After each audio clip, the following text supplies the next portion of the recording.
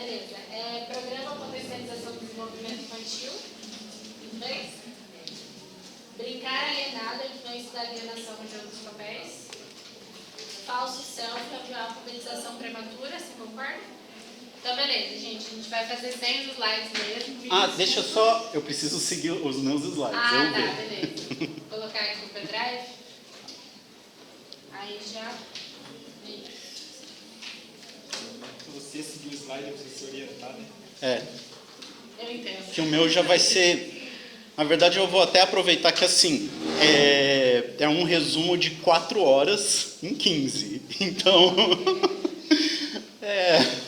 Só você abrir aqui dentro, bom? Tá, beleza. Eu estou gravando, a hora que a gente for fazer a discussão, eu paro de gravar, caso alguém não queira que grave a discussão, tá? Bom, enquanto eu estou abrindo aqui, então, meu nome é Wagner Luiz Shinichi Shibashi.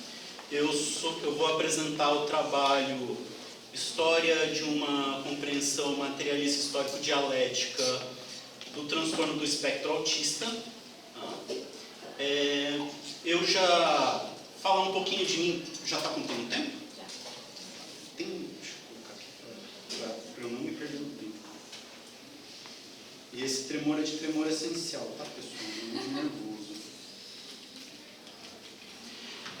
Sou psicólogo e mestre em educação aqui pela Universidade Estadual de Londrina. Também sou especialista em psicologia escolar e educacional. Já fui pesquisador no Japão sobre RPG.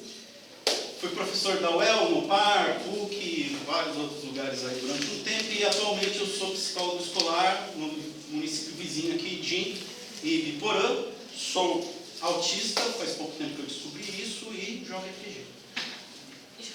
Tá. O que eu vou apresentar para vocês é um resultado de uma pesquisa que eu fiz não só para a compreensão do meu diagnóstico, mas também para as minhas intervenções na cidade de Colombo, no Paraná, e agora na cidade de Ibiporã, nos serviços de psicologia e serviço social desses municípios. Como eu disse, é um resumo de 4 horas de um curso que normalmente eu dou, também dou em uma especialização, então vai estar super condensado. Eu vou tentar correr aqui para trazer para vocês. Primeiro, para a gente ter uma base comum, eu vou apresentar o que é a história oficial do TEI. Qual que é a história oficial? Em 1943, o Kanner apresenta os primeiros casos dele, né, que se caracterizam principalmente por atraso na fala e deficiência intelectual. 43, 44, nós temos o nazista do Asperger, né, que ele vai chamar de psicopatia autista, sem atraso na fala, sem deficiência intelectual e com alto funcionamento, que muito tempo depois no Ocidente vai ser chamado de síndrome de Asperger. Da teoria do Kanner, né, é popularizado pela psicanálise, né, principalmente pelo Bruno Bettelheim, a ideia das mães de geladeira, que o autismo seria causado por uma rejeição inconsciente das mães em relação às crianças. Tem as fotinhos deles aqui. Em 1962, outro nazista, Oliver Lovas, inicia o Young Autism Project nos Estados Unidos, que seria a base do que a gente chama de ABA, Applied Behavior Analysis, né? Esse mesmo cara era tão legal que ele, em 1974, foi um dos precursores da terapia de conversão, também conhecido como cura gay. Qual que é o problema? Mesmo dentro da análise do comportamento, a prática dele poderia ser considerada extremamente complicada, porque ele usava de punição. Então, choques, agressões físicas, agressões verbais, né? Em um regime intenso, de entre 20 e 40 horas de intervenção para, nas palavras dele, tornar essas cascas em seres humanos. Ele não considerava os autistas seres humanos. E é complicado, porque muitas das terapias ABA, depois eu vou falar da questão da ABA e outras questões, o Lovas ele ainda é citado positivamente, né? Em Londrina, 2023, foi distribuído um livro para todas as escolas, citando esse carinha complicado, para dizer o mínimo. Importante notar que, alguns meses atrás, a gente teve um encontro sobre autismo aqui na UEL, organizado pelo Departamento de Análise do Comportamento, em que são feitas críticas a essas posturas. Tá? Então, não estou falando que toda aba, toda análise do comportamento representa o LOPAS, mas isso ainda existe. Pulando muito da história, vindo para a legislação. Então, o Brasil, ele em termos de legislação, ele foi até que avançado. Porque em 2012 a gente tem a Política Nacional de Proteção dos Direitos da Pessoa com Transtorno do Espectro Autista. Então, antes mesmo do DSM-5, o Brasil já usa a ideia de espectro, que até então não estava presente. Né? É uma deficiência persistente, clinicamente significativa da comunicação e da interação social, manifestada por deficiência marcada de comunicação verbal e não verbal, usada para a interação social. Ausência de reciprocidade social, falência em desenvolver e manter relações apropriadas ao seu nível de desenvolvimento. Padrões repetitivos e restritivos de comportamento, interesses e atividades manifestados por comportamentos motores e verbais estereotipados ou por comportamentos sensoriais em comum. Isso daqui é importante. Só um trechinho do diagnóstico fala da questão sensorial. A gente vai ver depois do porquê que isso é importante. Tá? Em 2012, então, a gente tem o DSM-5, que ele é revisado em 2022, com texto revisado, e em 2022 nós temos o CID-11, que é o oficial no Brasil. DSM não é oficial no Brasil, é o CID. Né? Inclusive, CID, né, ele é construído pela Organização Mundial da Saúde, DSM, construído por uma organização privada dos Estados Unidos, que recebeu crítica, inclusive, do equivalente ao Ministério da Saúde norte-americano. Só pesquisar, tem tudo isso nas minhas referências. Tá. Prognóstico do autismo. Não se trata de um transtorno neurodegenerativo, ou seja, não é que nem uma demência ou algo assim, que a pessoa vai perdendo funções necessariamente. Expectativa de vida, 39 anos. Principalmente porque muitas crianças autistas sofrem acidentes, atropelamentos, afogamentos, etc.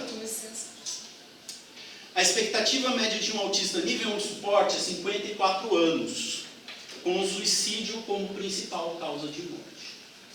Apenas 15% dos autistas conseguem trabalhar. E os que trabalham com muita dificuldade. Né? Políticas públicas, ou elas existem no papel, ou elas são para os responsáveis dos autistas. Não são para os autistas. E aqui eu começo a fazer uma crítica. Se a gente pegar o próprio diagnóstico, o diagnóstico é referente a coisas que afetam as pessoas em torno dos autistas. Não se referem aos autistas.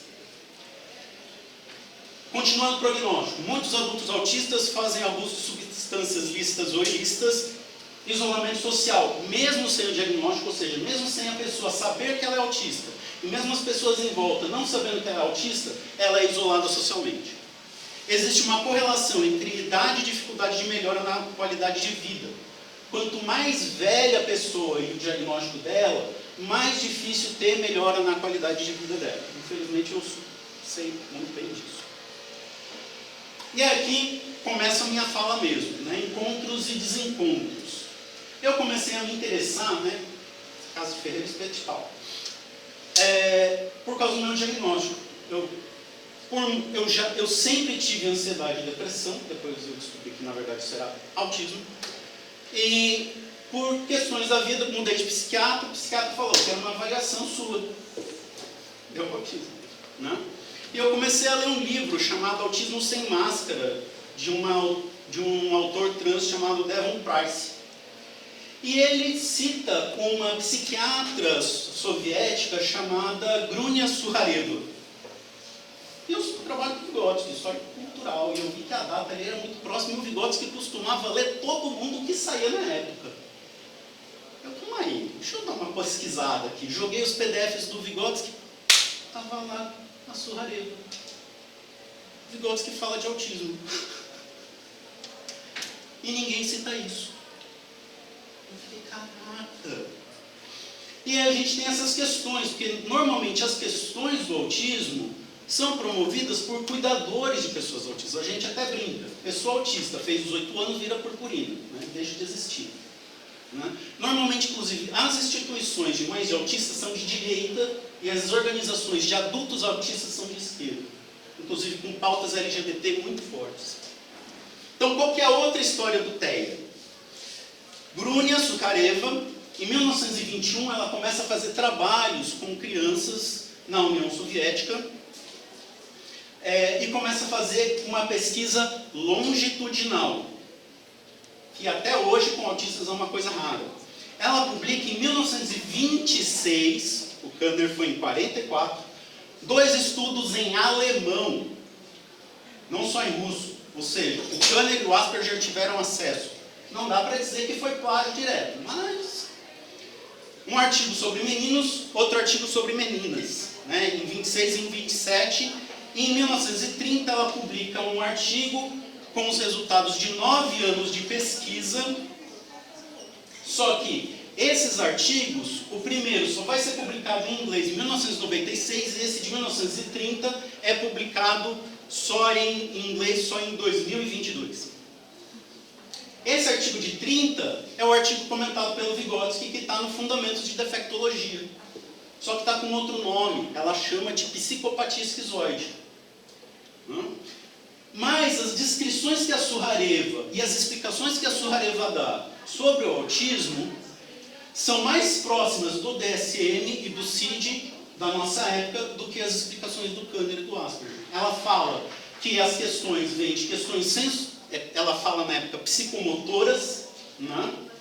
Provavelmente provenientes de diferentes formas de conexão e de diferentes partes do cérebro. Ela erra as partes do cérebro, mas em 1920 já chegar nisso sem exames complexos como nós temos hoje, e mais, ela vai falar que muitas das características dos autistas vão se agravar devido aos traumas com contato do coletivo infantil, que a gente chama hoje de bullying escolar.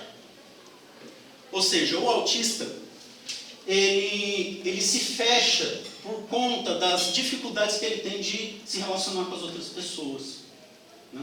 Por isso a dificuldade das habilidades sociais.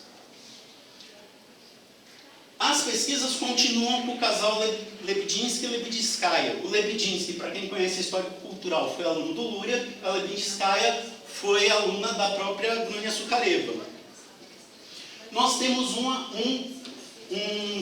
livro da Lebedinskaya com um capítulo especificamente sobre autismo, publicado no Brasil em 1984. E as formas de se lidar com o autismo lá, infelizmente não vai dar para mostrar para vocês, é muito próximo do que a gente tem de mais progressivo. O que o pessoal no INTEA estava falando que era o mais moderno, ela já estava trazendo com uma forma que eles trabalhavam na União Soviética. Não com programas, né, estereotipados, mesmo fazendo análise funcional por criança, o que é extremamente raro, né, a gente sabe que geralmente são protocolos que são aplicados para todo mundo, através de jogos, exercícios, etc. O artigo do Lebedinsky só foi publicado no Brasil em 2024. Outro artigo da Lebedinskaya em 2025. Né?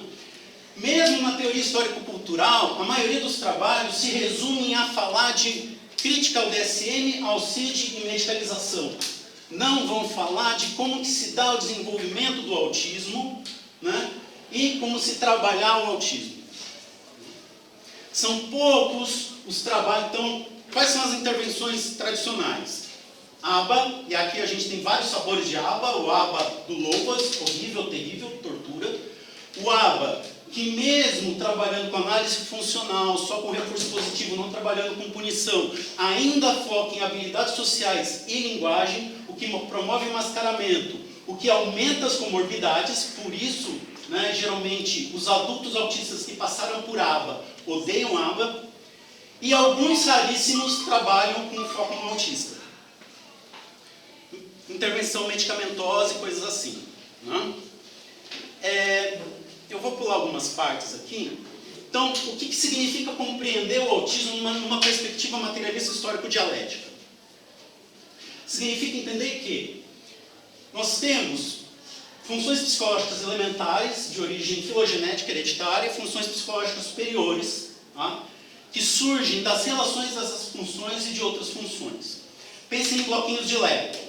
Tá? Então eu tenho caixa de voz, área de Broca, área de Wernicke. Mas eu nasci no Brasil, eu vou falar o quê? Português. Não é uma língua inata. Se eu pegar a mesma criança e ela crescer na China, ela vai falar mandarim. Então a organização das funções psicológicas é determinada socialmente. Então, é importante, na teoria histórico-cultural, a gente ir na origem, nas causas do autismo. Não ficar na aparência. E como diria Marx, e na essência não ficar na aparência. O que significa? Se a gente pegar as reclamações das crianças autistas e principalmente dos adultos autistas que têm mais consciência de si, as principais questões são sensoriais. As questões de habilidade social e linguagem são derivadas das questões sensoriais. Eu vou atrasar só um pouquinho, juro. Muito pouquinho, tá? Então tem que fazer um bom diagnóstico, um foco maior nos potenciais do que nas deficiências, intervenção multiprofissional e focar na qualidade de vida da pessoa autista, não das pessoas em torno da pessoa autista. Esse é o foco principal. E aí, falar rapidinho do que eu faço, vou ter que pular aqui, que aí eu iria falar como que se dá o desenvolvimento do autismo na infância, na adolescência e na idade adulta. Qualquer coisa a gente conversa na discussão. O que eu tenho feito de trabalho, tá, que tem funcionado? Estou terminando. Obrigado. Eu geralmente faço um trabalho duplo com as famílias e com os educadores. Eu viro para os professores e falo: a gente precisa regular essa criança. Então, a criança não sabe determinar o que está causando desconforto nela. É você, adulto, que vai ter que fazer esse trabalho. Então, quando você perceber que a criança está incomodada ou ela está em crise, anota o que está acontecendo e o que aconteceu depois. A mesma coisa quando ela parece que está bem, está organizada, a mesma coisa. O que aconteceu na hora e o que aconteceu depois. E peça a mesma coisa para a família fazer isso. E ir apontando essas coisas para a criança e tomando consciência dessas coisas. Ou seja, evitar as crises de meltdown e de shutdown, e aí a criança vai regulada da casa para a escola, da escola para casa, todo mundo fica feliz. Não? Eu tenho tido resultados preliminares, muito provavelmente evidência anedótica ainda, né? Mas eu tenho tido bons retornos. Se tiver algum analista de comportamento aqui, mas isso parece análise funcional. É uma análise funcional bem basicona. Mas que o foco é qual? A qualidade de vida da criança. Porque eu entendo que se eu conseguir regular essa criança, eu consigo fazer os outros trabalhos de desenvolvimento de habilidades sociais, de linguagem, aprendizagem de conteúdo, etc, etc, etc. Tá? Eu tenho as referências aqui. Eu ia colocar no quadro também o QR Code para o curso, se alguém quisesse. O QR Code está aqui, ó. Se alguém quiser, depois. Deu.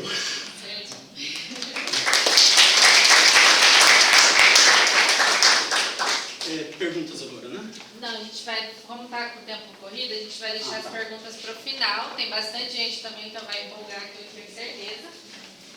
Como a gente não está com os slides, tem uma possibilidade do que? A gente passar uma lista com e-mails